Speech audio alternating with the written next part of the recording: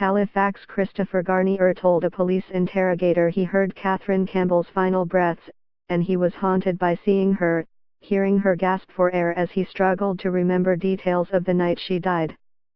"I could hear her take her last breaths," Garnier told RCMP Corporal Jody Allison on September 16, 2015, hours after the police officer's body was found face down in thick brush near Halifax's MacDonald Bridge.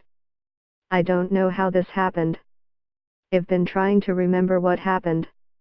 The jury continued to watch the 9.5-hour-long taped interview Wednesday at Garnier's murder trial in Nova Scotia Supreme Court.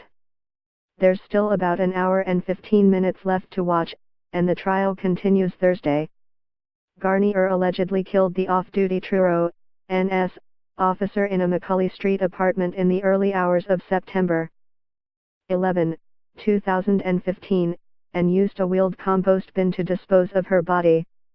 For the first roughly 5.5 hours of the interrogation, Garnier sat in a gray-clad room sobbing in a computer chair amidst photos of Campbell spread out on a table, telling Allison he wasn't supposed to say anything.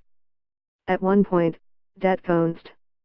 Michelle Dux-Fahey enters the room and takes over the interview, speaking to Garnier in a soft voice.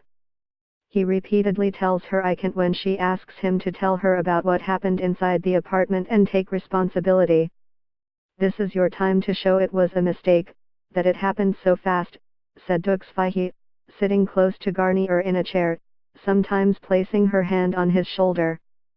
Allison re-enters the room. He tells Garnier he was speaking with investigators and knows what Garnier had in the car when he was arrested. The jury has heard a tarp, work gloves and rope were among the items found in the car, which was spotted driving by the area where Campbell's body was discovered in the early hours of September 16, 2015. Garnier was arrested minutes later. Allison says, "Don't tell me she was still alive when you put her in the compost bin." "No," Garnier replies.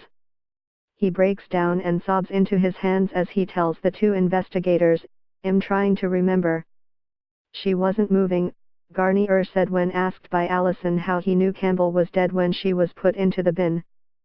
"She wasn't breathing." Garnier said he remembered being with her in the Halifax ale house, where the two had met, but didn't remember who approached who, or going back with her to the Macaulay apartment. He told Allison he remembers seeing Campbell bleeding from the nose. "It's all I can think about. It's why I haven't got any sleep," said Garnier, wearing a t-shirt and pants and sitting with his hands clasped together, the two officers sitting in front of him. "I remember watching it on the news. I was trying to figure out why the expletive I would do something like that. I would never do something like that." Garnier repeatedly told Allison that he could not remember how Campbell's face became bloody, but eventually said he may have hit her. "I feel like at this point I'm telling you what you want to hear," said Garnier.